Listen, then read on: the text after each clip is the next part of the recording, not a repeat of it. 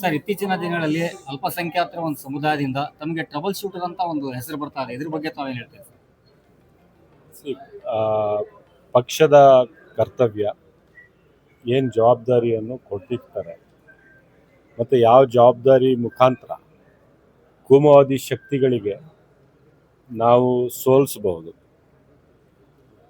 Fascist ಶಕ್ತಿಗಳಿಗೆ ನಾವು ಸೋಲಿಸಬಹುದು ಅಂತ ಜವಾಬ್ದಾರಿ ತಗೋಬೇಕು ಮತ್ತು ಅದನ್ನು ನಿಭಾಯಿಸಬೇಕು.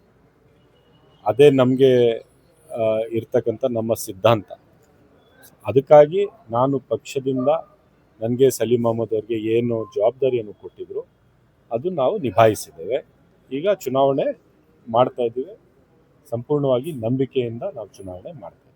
ಸಿಎಂ ಇವತ್ತು ಬಂದು ಮತ ಪ್ರಚಾರ ಮಾಡಿದ್ರು ಸರ್, ಇದ್ರ ಬಗ್ಗೆ ಸನ್ಮಾನ್ಯ ಮುಖ್ಯಮಂತ್ರಿಗಳು ಸಿದ್ದರಾಮಯ್ಯನವರು ಅವ್ರಿಗೆ ಇರ್ತಕ್ಕಂಥ ಒಂದು ಜನಪ್ರಿಯತೆ, ಜನ ಬೆಂಬಲ, ಜನರಿಗೋಸ್ಕರ ನಮ್ಮ ಸರ್ಕಾರ ಕೊಟ್ಟಿರ್ತಕ್ಕಂಥ ಕಾರ್ಯಕ್ರಮಗಳು, ಇದೆಲ್ಲವನ್ನು ನೋಡಿದ್ರೆ ನಮ್ಮ ರಾಜ್ಯದ ಸರ್ಕಾರ, ನಮ್ಮ ನಾಯಕರಾದಂಥ ಸಿದ್ದರಾಮಯ್ಯನವರು ಮತ್ತು ಡಿ ಕೆ ಶಿವಕುಮಾರ್ ಅವರು ಸಕ್ರಿಯವಾಗಿ ಏನು ಪ್ರಚಾರ ಮಾಡ್ತಾ ಇದ್ದಾರೆ, ನಾವು ಈ ದಾವಣಗೆರೆ ಉಪಚುನಾವಣೆಯಲ್ಲಿ ನಿಶ್ಚಿತವಾಗ್ಲೂ ಒಳ್ಳೆ ಭರ್ಜರಿ ಲೀಡಿಂದ ನಾವು ಗೆಲ್ತೀವಿ ಅಂತ ನನಗೆ ಸಂಪೂರ್ಣ ವಿಶ್ವಾಸ. ಅಲ್ಪಸಂಖ್ಯಾತರ ಸಮುದಾಯದಿಂದ ಅತಿ ಹೆಚ್ಚು ಜನ ಉಮೇದುವಾರಿಕೆ ಹಾಕಿದ್ದಾರೆ.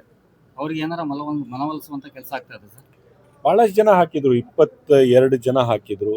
ಈಗ ಕೊನೆಗೆ 8-9 ಜನ ಏನೋ ಉಳ್ಕೊಂಡಿದ್ದಾರೆ. ನಿಶ್ಚಿತವಾಗ್ಲೂ ಅವ್ರಿಗೆಲ್ಲ ನಾನು ಅಪೀಲ್ ಮಾಡ್ಕೋತೇನೆ.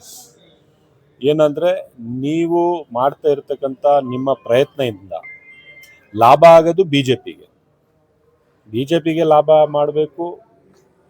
ಕೋಮುವಾದಿ ಶಕ್ತಿಗಳಿಗೆ ನೀವು ಒಂದು ರೀತಿಯ ಶಕ್ತಿ ತುಂಬಬೇಕು ಅಂದರೆ ನೀವು ಮಾಡಿ. ನಿಮ್ಗಂತೂ ಲಾಭ ಆಗ್ತಾ ಇಲ್ಲ. ಓಟು ಡಿವೈಡ್ ಮಾಡಬೇಕಂತ ನೀವು ಮಾಡ್ತಾ ಇರೋದು. ಗೆಲ್ಬೇಕಂತದ್ದು ಯಾರು ಚುನಾವಣೆ ಮಾಡ್ತಾ ಇಲ್ಲ. ಯಾರಾದರೂ ಗೆಲ್ಲಬೇಕು ಅಂತ ಚುನಾವಣೆ ಮಾಡ್ತಾ ಇದ್ರೆ ನಾನು ಅವ್ರ ಬಗ್ಗೆ ಏನಾದರೂ ಮಾತಾಡ್ಬೋದು. ಈ ಕಳೆದ 4 ದಿನದಿಂದ ನೀವು ಸಂಚಾರ ಮಾಡ್ತಾ ಇದ್ದೀರಾ. ಇಲ್ಲಿ ಈಗ ಅಲ್ಪಸಂಖ್ಯಾತರಲ್ಲಿ ಇರುವಂಥ ಗೊಂದಲ ನಿವಾರಣೆ ಆಗಿದೆ ಅನ್ಸುತ್ತಾ? ನಿಶ್ಚಿತವಾಗ್ಲು ಭಾಳಷ್ಟು ಜನ ವಿಡ್ರಾ ಮಾಡಿಕೊಂಡ್ರು, ಭಾಳಷ್ಟು ಜನ ನಮ್ಮ ಜೊತೆಗೆ ಬಂದರು, ಭಾಳಷ್ಟು ಜನ ಇದನ್ನು ಅರ್ಥ ಮಾಡಿಕೊಂಡ್ರು. ಇಲ್ಲಪ್ಪ, ನಾವು ಕೋಮುವಾದಿ ಶಕ್ತಿಗಳಿಗೆ, ಫಾಸಿಸ್ಟ್ ಶಕ್ತಿಗಳಿಗೆ, ಬಿ ಜೆ ಪಿ ಇಂಥ ರಾಜಕೀಯ ಪಕ್ಷಕ್ಕೆ ನಾವು ಸಹಾಯ ಮಾಡೋಕ್ಕಾಗಲ್ಲ. ನಾವು ಏನಿದ್ರೂ ಸೆಕ್ಯುಲರ್ ಪಾರ್ಟಿ, ಸೆಕ್ಯುಲರ್ ಸಿದ್ಧಾಂತ, ಹಿಂದೂ, ಮುಸ್ಲಿಂ, ಸಿಖ್, ಕ್ರೈಸ್ತರು ನಾವೆಲ್ಲರೂ ಅಣ್ಣ ತಮ್ಮಂದರಾಗಿ ಬದುಕಬೇಕು. ಪ್ರೀತಿ ವಿಶ್ವಾಸದ ವಾತಾವರಣ, ಭ್ರಾತೃತ್ವದ ವಾತಾವರಣ ಇಲ್ಲಿ ನಿರ್ಮಾಣ ಆಗಿರಬೇಕು. ಅದನ್ನು ನಾವು ಮುಂದೆ ಬರ್ಕೊಂಡು ಹೋಗಬೇಕು ಅಂದರೆ ಕಾಂಗ್ರೆಸ್ಸೇ ಗೆಲ್ಲಬೇಕು. ಬಿ ಜೆ ಪಿಗಂತೂ ನಾವು ಅವಕಾಶ ಮಾಡಿಕೊಡಬಾರ್ದು ಅಂತ ಭಾಳಷ್ಟು ಜನ ನಮ್ಮ ಜೊತೆಗೆ ಸೇರ್ಕೊಂಡಿದ್ದಾರೆ. ಇನ್ನೂ ಭಾಳಷ್ಟು ಜನ ಮುಂದೆ ಸೇರ್ಕೋತಾರೆ.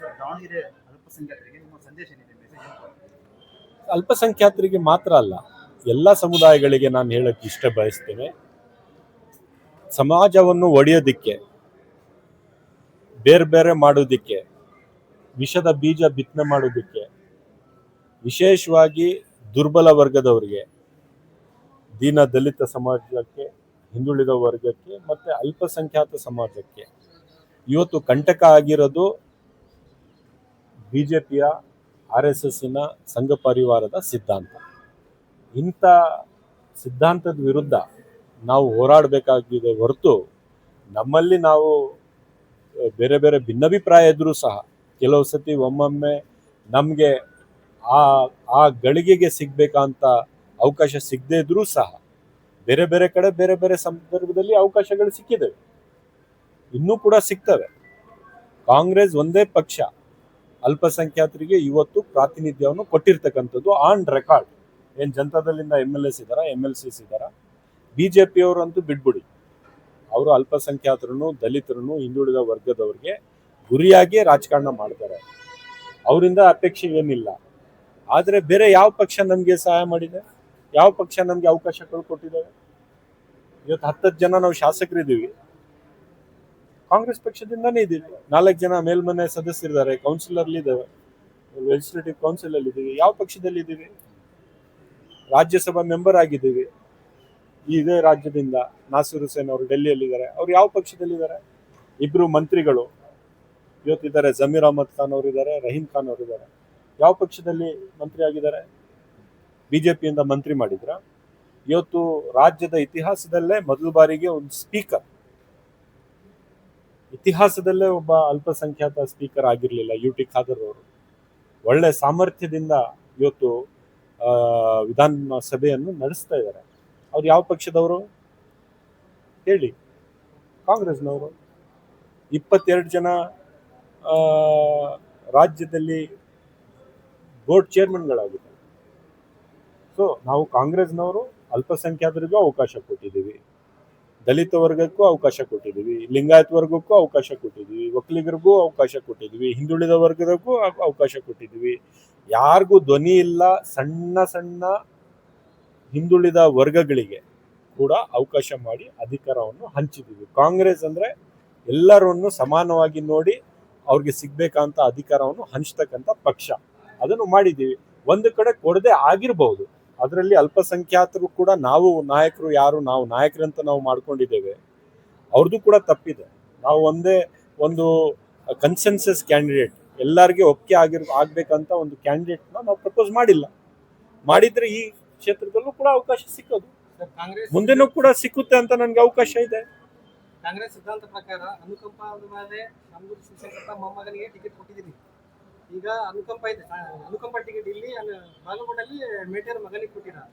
ಹಾಗಾಗಿ 28ಕ್ಕೆ ಏನಾರ ಅಲ್ಪಸಂಖ್ಯಾತರ ಕೊಡಕ್ಕೆ ಏನಾರ 28ಕ್ಕೆ ಹೊಸ ಡಿಲಿಮಿಟೇಷನ್ ಆಗಿ ಹೊಸ ಕ್ಷೇತ್ರಗಳೇ ಆಗ್ತವೆ. ಆಟೋಮೆಟಿಕ್ ಆಗಿ ಒಂದು ಅಲ್ಪಸಂಖ್ಯಾತರಿಗೆ ಒಂದು ಕ್ಷೇತ್ರ ಆಗೋಗುತ್ತೆ. ನಿಶ್ಚಿತವಾಗೂ ಮುಂದಿನ ಚುನಾವಣೆಯಲ್ಲಿ ಒಂದು ಅಲ್ಪಸಂಖ್ಯಾತರಿಗೆ ಅವಕಾಶ ಸಿಕ್ಕುತ್ತೆ. ಸರ್ ಜಮೀರ್ ಅಹಮದ್ ಸರ್ ಪ್ರಚಾರಕ್ಕೆ ಬರ್ತಾರಾ? ಬರಬೇಕಲ್ಲ, ಅವರು ರಾಜ್ಯದ ಮಂತ್ರಿ ಆಗಿದ್ದಾರಲ್ಲ, ಬರಲೇಬೇಕು, ಬರ್ತಾರೆ. ಈಗ sir double shooter Rizwan Arshad ಅಂತಾರೆ, ಟ್ರಿಪಲ್ ಶೂಟರ್ ಸಲೀಂ ಅಹಮದ್ ಅಂತಾರೆ.